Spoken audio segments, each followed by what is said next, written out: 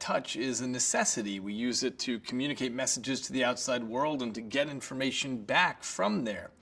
But a basketball player who's high-fiving a teammate, or the kind of incidental decision swaying that we get from holding a heavy or light clipboard, that's a very different type of communication than what happens when you're deliberately sending a message, like writing a letter, or what a company does when it's trying to communicate something about a brand. And there's a lot of interest lately in how touch influences those kinds of messages. Since the early 90s, there have been more than 100 published studies on people reading on paper versus on a screen. And it turns out that overall what they show is that people prefer reading on paper, and that's because things are more intuitively navigable and you can make a better mental map of where things are. And it's just cognitively easier on you than reading on a screen. And so people tend to enjoy the experience better and they remember more. A recent study in Norway had high schoolers read texts either on paper or online, and they measured comprehension, and comprehension was much better when you were reading on paper. And similarly, in Sweden, they had a bunch of students read things online. What they found is that their levels of stress were higher, and they were also more tired afterward as compared with when they read on paper. When you consider memory, paper looks even better, and that's because when we read online, we tend to go about it a different way, where we're hunting and browsing and scanning for things.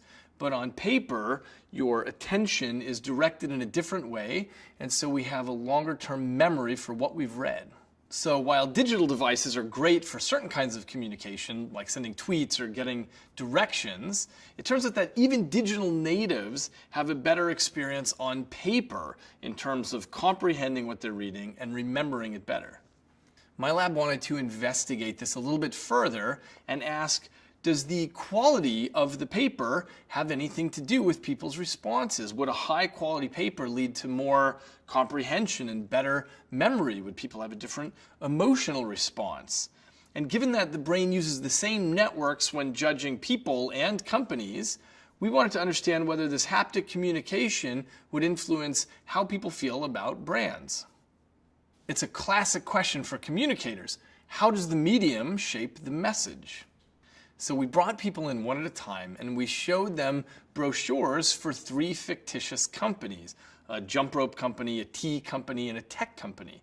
The key is that any given participant read about each company either on heavy, high quality coded paper, or lighter, lower quality uncoated paper, or on a website. Which company you see on which medium is totally randomized. So for any given company, the content is the same, including the design and the photography and the typography. The only variable being tested was the medium. So each participant spends about 5 minutes reviewing the material for each company, and then they answer questions about their comprehension and their understanding of what the company is offering. And they also answer questions about their feelings, trustworthiness of the company, the integrity, their likelihood to recommend. We found that when people viewed a company on the high quality coded paper, they were more likely to have a positive first impression than when they viewed it on the low quality uncoated paper or on the website. And they were more likely to recommend the company to a friend or a colleague. So it was a first impression, a lasting impression. A week later, we got everyone back.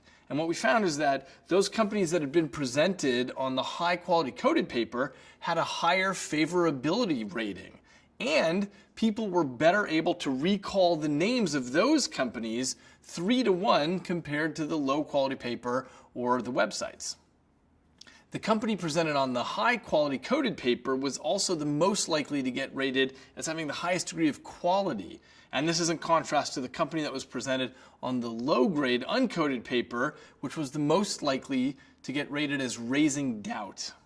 So just like with hot coffee or hand warmers or heavy clipboards or comfortable chairs, the quality of paper matters. In my lab study, the high quality coded paper was the most conducive to building knowledge and fostering positive long-term memories.